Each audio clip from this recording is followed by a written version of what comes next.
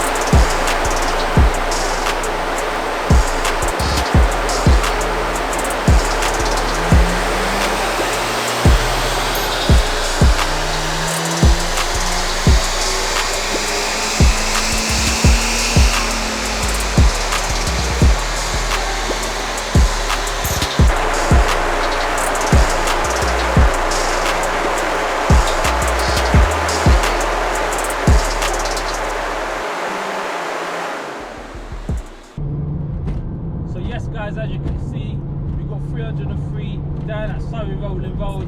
This was the same dyno that I went to previously. I tried to leave the video on the screen somewhere so you guys can go back and see that, where we made 304 brake horsepower. So guys, to be fair, the car hasn't gained or lost any power during the transition of changing the exhaust over, although the car hasn't been mapped to suit the new hardware. I was expecting a bit more power out of the car. The car definitely feels more free, it definitely feels more responsive. That's because there is less restrictions, especially in the exhaust. But yeah, what I'm gonna do guys, the next time I'm gonna head down to Surrey Rolling Road is when I get round to fitting the intercooler. Now I've been looking around, I'm not sure which intercooler I should go with. There is a few intercoolers that come to mind, one being AirTech, the forged twin intercooler, Chinese variants, Wagner cooler, the Welly cooler, frontman one. So yeah, there is a few that I'm looking into, I'm not sure.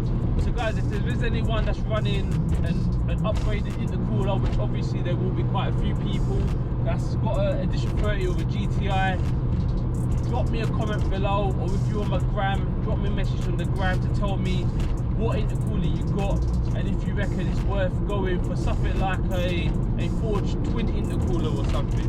But yeah guys, I'm going to wrap up the video now. It's your boy Wavy, and until next time, I'm out.